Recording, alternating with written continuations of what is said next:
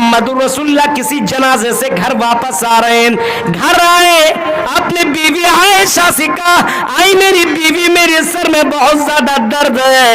حضرت عائشہ کہتی مجھے بھی میرے سر میں بہت زیادہ درد ہے۔ نبی نے فرمایا عائشہ مجھے جتنا درد ہے اتنا تمہیں درد نہیں ہے، مجھے بہت زیادہ درد ہے۔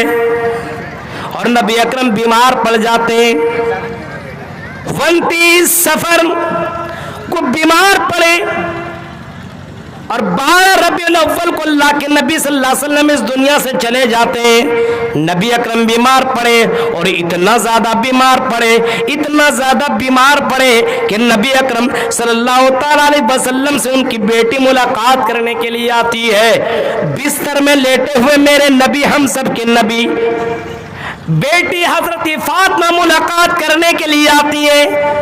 جس بیٹی کی آمد پہ اپنے نبی استقبال کرنے کے لیے کھڑے ہو جایا کرتے تھے، آج وہ نبی اپنے بستر سے اٹھ بھی نہیں پا رہے۔ نبی کو اس حالت میں دیکھا بیٹی نے کہنے لگی یا ابتا، ہائے میرے ابو جان، ہائے میرے ابو کی تکلیف، واہ کر بابا، ہائے میرے ابو کی تکلیف، ہائے میرے ابو کی تکلیف، ہائے میرے ابو کی تکلیف۔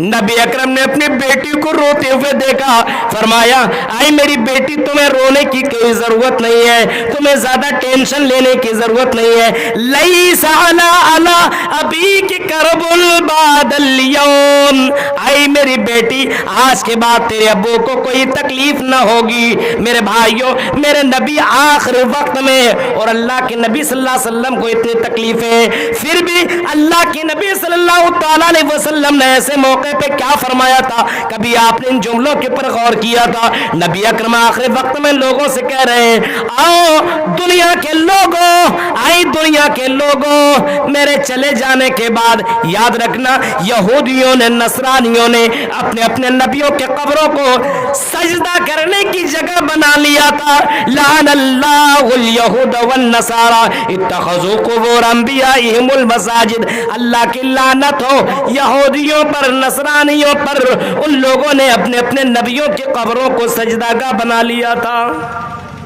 اے میرے صحابیوں لا تجعل قبری وسن یعبد، اے میرے صحابیوں تم میری قبر کو چومنے اور چاٹنے کی جگہ نہ بنا لینا۔ میرے نبی آخری وقت میں فرما رہے لوگوں الصلاۃ الصلاۃ الصلاۃ، نماز نماز کی پابندی کرنا، آخری وقت میں، اور اپنے نبی صلی اللہ تعالی علیہ وسلم یہ فرما رہے۔ میرے بھائیوں ذرا تصور کیجئے، اور نبی اکرم اسی آخری درمیان میں آپ نے ایک دن خطبہ دیا، اسی مرض الموت کے درمیان میں آپ نے ایک آخری خطبہ دیا، مسجد میں خطبہ دیا، اور خطبہ دینے کے بعد آپ نے فرمایا اے میرے صحابیوں میں تم سے پہلے جانے والا ہوں، یعنی تم سے پہلے میں دنیا سے اب جانے والا ہوں، آخری پوزیشن میں ہوں، لیکن میرے صحابیوں وَإِلَّ مَوْعِدَكُمُ الْحَوْض، اور تمہاری ملاقات مجھ سے اب حوض کوثر پر ہوگی۔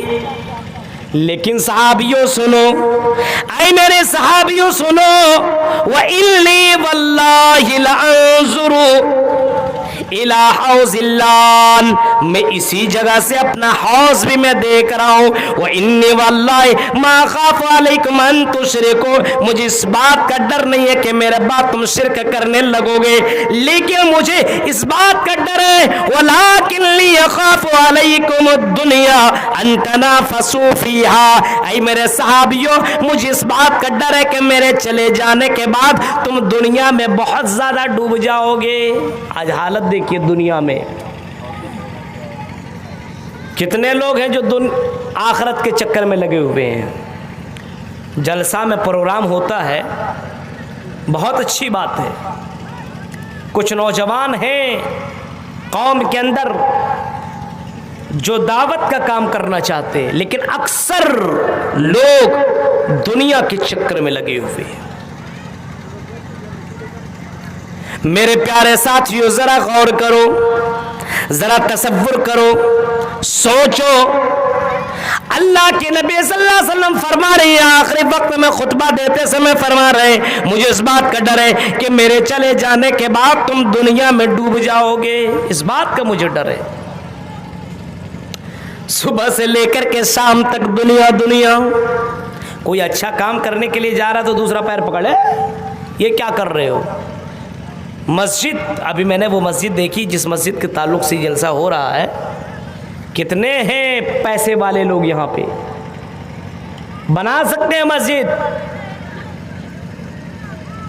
اپنا گھر دیکھو تو کتنا شاندار, مسجد کے اندر اچھی کھڑکی بھی نہیں ہے. مسجد کے اندر ایسا لگتا ہے کہ یہ مسجد نہیں ہے بلکہ کوئی ایسی جگہ ہے, مسافر خانہ بنا دیا ہے.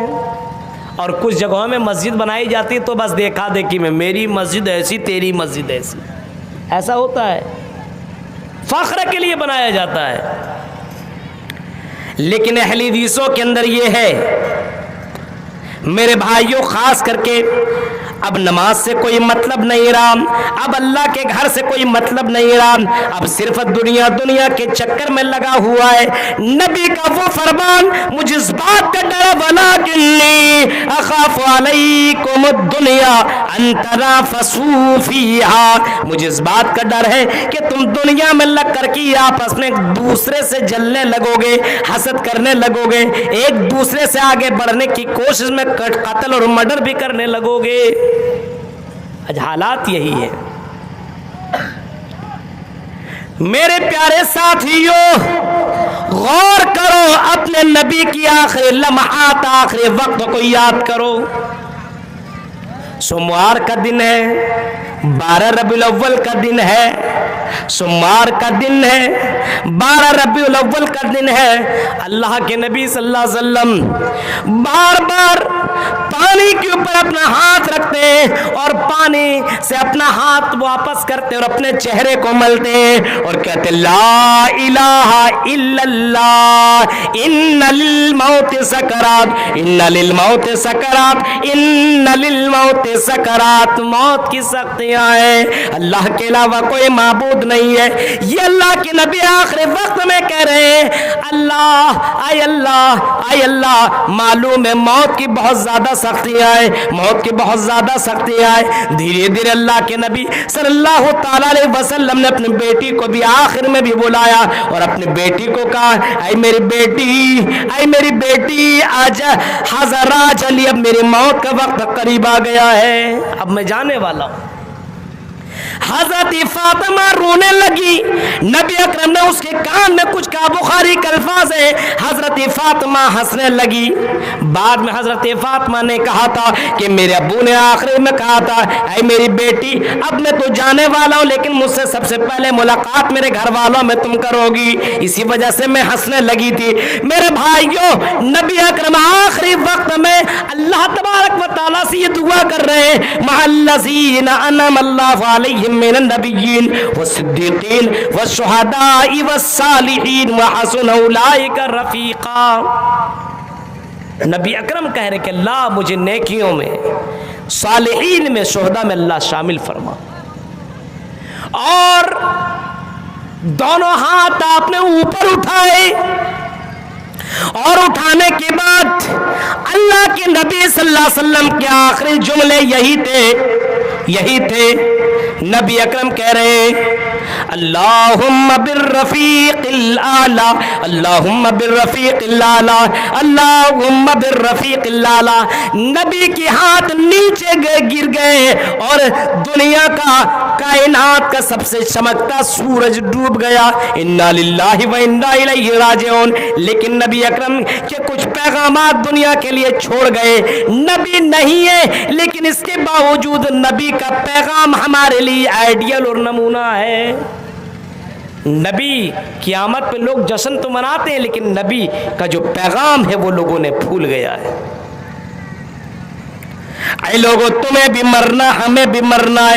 جب نبی کو موت آ سکتی ہے تمہیں بھی موت آ سکتی ہے. انک میت و انہم میتون. اے لوگوں, تمہیں بھی مرنا, ہمیں بھی مرنا ہے. اللہ فرماتا ہے اے نبی, جو لوگ آپ کے موت کا انتظار کر رہے ہیں انہیں بھی مرنا ہے اور آپ کو بھی اس دنیا سے چلے جانا ہے. موت اگر نہیں آئے گی تو صرف اللہ تعالیٰ کو موت نہیں آئے گی. کل من علیہا فان बका वजह रब्बिका ज़ुल जलाल वल इकराम, उसी अल्लाह को मौत नहीं आएगी, उसके अलावा सारी चीज़ों को मौत आएगी। मलकुल मौत को भी मौत आ जाएगी, मौत का फरिश्ते को भी मौत आ जाएगी। मेरे भाइयों, लेकिन ज़रा गौर करो, यहाँ के लोगों, मरने से पहले क्या तुमने अपनी ज़िंदगी को बदला है कि नहीं बदला है? आज हमारी ज़िंदगी के अंदर जो इस्लाम का सबसे बेहतरीन तरीका है वो है हमारा अखलाक। आज हमारा अखलाक है, लेकिन आज मुसलमानों का अखलाक इतना गिर गया है कि एक मुसलमान गैर मुस्लिम से तो ताल्लुकात रख सकता है, लेकिन एक मुसलमान मुसलमान से हसद कर रहा है। हालात देख रहे हैं आप,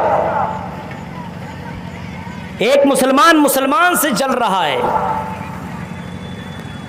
एक मुसलमान अपने मुसलमान को बदनाम कैसे हो ये चाहता है, समाज के अंदर बुराई कैसे फैले ये चाहता है। मेरे भाइयों, मुझे मालूम है जो लोग अपनी जिंदगी में अच्छा नहीं कर रहे, गलत काम कर रहे, मरने के बाद तुम्हें बहुत ज्यादा पछताना पड़ेगा,